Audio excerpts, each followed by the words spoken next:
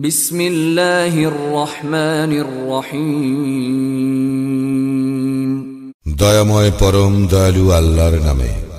ইয়া আইয়ুহান নাসু ইত্তাকু রাব্বাকুমুল্লাযী খালাকাকুম মিন নাফসিন ওয়াহিদাতিন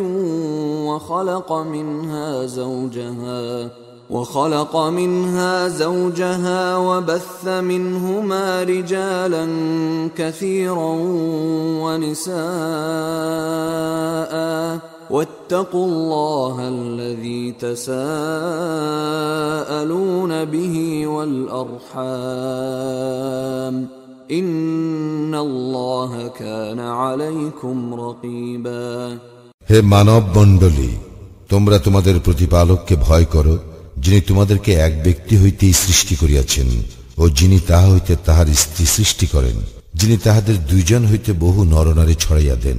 এবং আল্লাহকে ভয় করো, যাহার নামে তোমরা একে অপরের নিকট যাচনা করো, এবং সতর্ক থাকো জ্ঞাতি বন্ধন সম্পর্কে। নিশ্চয়ই আল্লাহ তোমাদের উপর তীক্ষ্ণ দৃষ্টি রাখেন। وآتوا اليتامى أموالهم ولا تتبدلوا الخبيث بالطيب ولا تأكلوا أموالهم إلى أموالكم إنه كان حوبا كبيرا। ইয়াতীমদেরকে তাহাদের ধন সম্পদ সমর্পণ করিবে এবং ভালোর সঙ্গে মন্দ বদল করিবে না। তোমাদের সম্পদের সঙ্গে তাহাদের সম্পদ মিশাইয়া গ্রাস করিও না, নিশ্চয়ই ইহা মহাপাপ।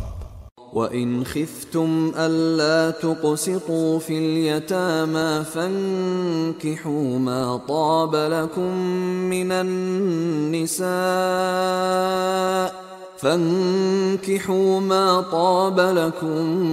مِّنَ النِّسَاءِ مَثْنَى وَثُلَاثَ وَرُبَاعَ فَإِنْ خِفْتُمْ أَلَّا تَعْدِلُوا فَوَاحِدَةً أَوْ مَا مَلَكَتْ أَيْمَانُكُمْ ذَلِكَ أَدْنَى أَلَّا تَعُولُوا।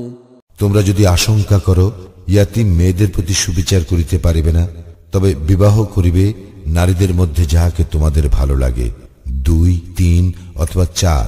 আর যদি আশঙ্কা করো যে সুবিচার করিতে পারিবে না, তবে একজনকে অথবা তোমাদের অধিকারভুক্ত দাসীকে। ইহাতে পক্ষপাতিত্ব না করার সম্ভাবনা অধিকতর।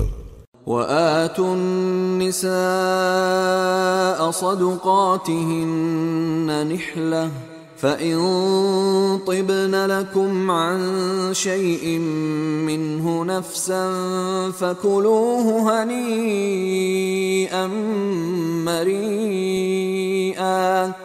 আর তোমরা নারীদেরকে তাহাদের মাহর শতপ্রবৃত্ত হইয়া প্রদান করিবে, সন্তুষ্ট চিত্তে। তাহারা মাহরের কিয়দংশ ছাড়িয়া দিলে তোমরা তাহা স্বচ্ছন্দে ভোগ করিবে। ولا تؤتوا السفهاء أموالكم التي جعل الله لكم قياما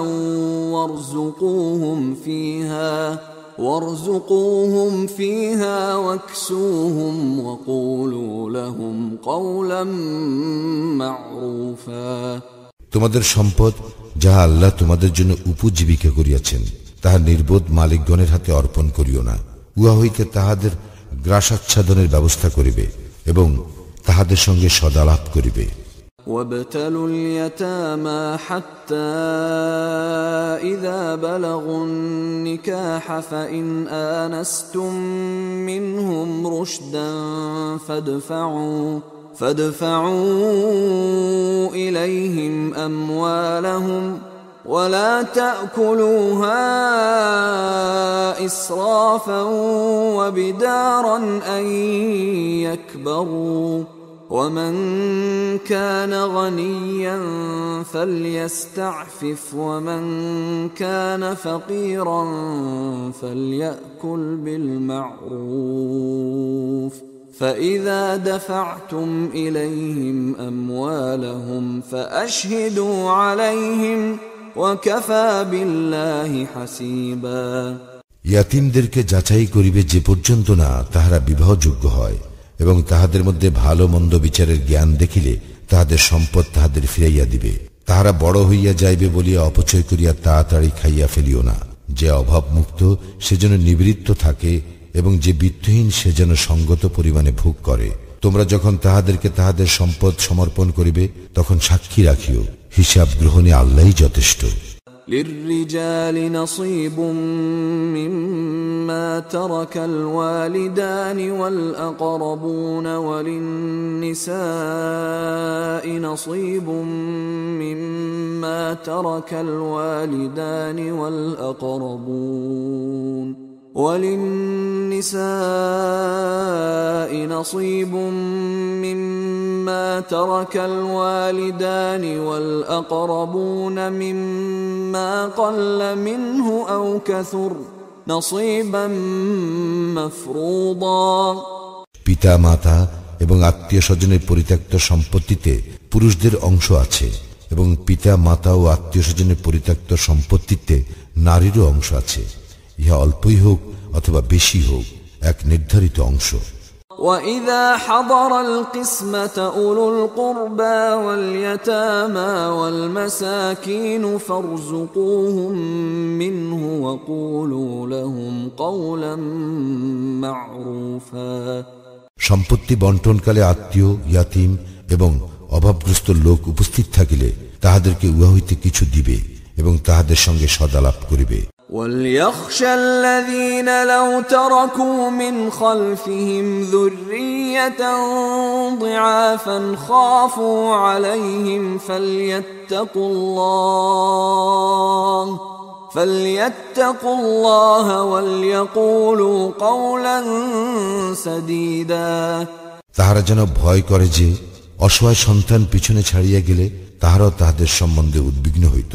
সুতরাং তাহারা যেন আল্লাহকে ভয় করে এবং সঙ্গত কথা বলে।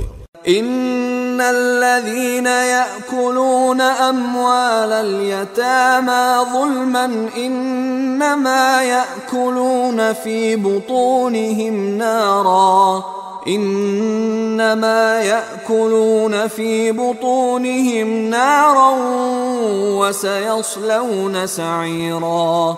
যারা ইয়াতীমদের সম্পদ অন্যায়ভাবে গ্রাস করে তাহারা তো তাহাদের উদরে অগ্নি ভক্ষণ করে, তাহারা অচিরেই দোজখের জ্বলন্ত আগুনে প্রবেশ করিবে। ইউসিকুমুল্লাহু ফি আওলাদিকুম লিয-যাকারি মিসলু হাযযিল উনসায়াইন فإن كن نساء فوق 2 فلهن ثلثا ما ترك وإن كانت واحدة فلها النصف ولأبويه لكل واحد منهما السدس مما ترك إن كان له ولد فإن لم يكن له ولد وورثه أبواه فلأمه الثلث فإن كان له إخوة فلأمه السدس من بعد وصية يوصي بها أو دين آباؤكم وأبناؤكم لا تدرون أيهم أقرب لكم نفعا فريضة من الله إن الله كان عليما حكيما। আল্লাহ তোমাদের সন্তান সম্বন্ধে নির্দেশ দিতেছেন, এক পুত্রের অংশ 2 কন্যার অংশের সমান, কিন্তু কেবল কন্যা 2 অধিক থাকলে তাহাদের জন্য পরিত্যক্ত সম্পত্তির 2/3 আর মাত্র 1 কন্যা থাকিলে তাহার জন্য অর্ধাংশ। তাহার সন্তান থাকিলে তাহার পিতা মাতা প্রত্যেকের জন্য পরিত্যক্ত সম্পত্তির 1/6। সে নিঃসন্তান হইলে এবং পিতা মাতাই উত্তরাধিকারী হইলে তাহার মাতার জন্য 1/3। তাহার ভাই বোন থাকিলে মাতার জন্য 1/6। এসবই সে যাহা ওসিয়ত করে তাহা দেয়ার এবং ঋণ পরিশোধের পর। তোমাদের পিতা ও সন্তানদের মধ্যে উপকারে কে তোমাদের নিকটতর তাহা তোমরা অবগত নও। নিশ্চয়ই ইহা আল্লাহর বিধান, আল্লাহ সর্বজ্ঞ প্রজ্ঞাময়। ولكم نصف ما ترك أزواجكم إن لم يكن لهن ولد فإن كان لهن ولد فلكم الربع مما تركن من بعد وصية يوصين بها أو دين ولهن الربع مما تركتم إن لم يكن لكم ولد فإن كان لكم ولد فلهن الثمن مما تركتم من بعد وصية توصون بها أو دين وإن كان رجل يورث كلالة أو امرأة وله أخ أو أخت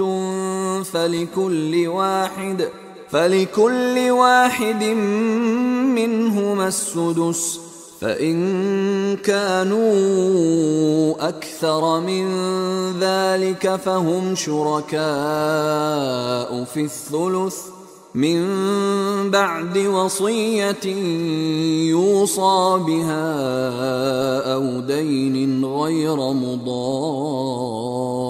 مضار وصية من الله والله عليم حليم তোমাদের স্ত্রীদের পরিত্যক্ত সম্পত্তির অর্ধাংশ তোমাদের জন্য যদি তাহাদের কোনো সন্তান না থাকে, এবং তাহাদের সন্তান থাকিলে তোমাদের জন্য তাহাদের পরিত্যক্ত সম্পত্তির 1/4 তাহাদের ওসিয়ত পালন এবং ঋণ পরিশোধের পর। তোমাদের সন্তান না থাকিলে তাহাদের জন্য তোমাদের পরিত্যক্ত সম্পত্তির 1/4, আর তোমাদের সন্তান থাকিলে তাহাদের জন্য তোমাদের পরিত্যক্ত সম্পত্তির 1/8।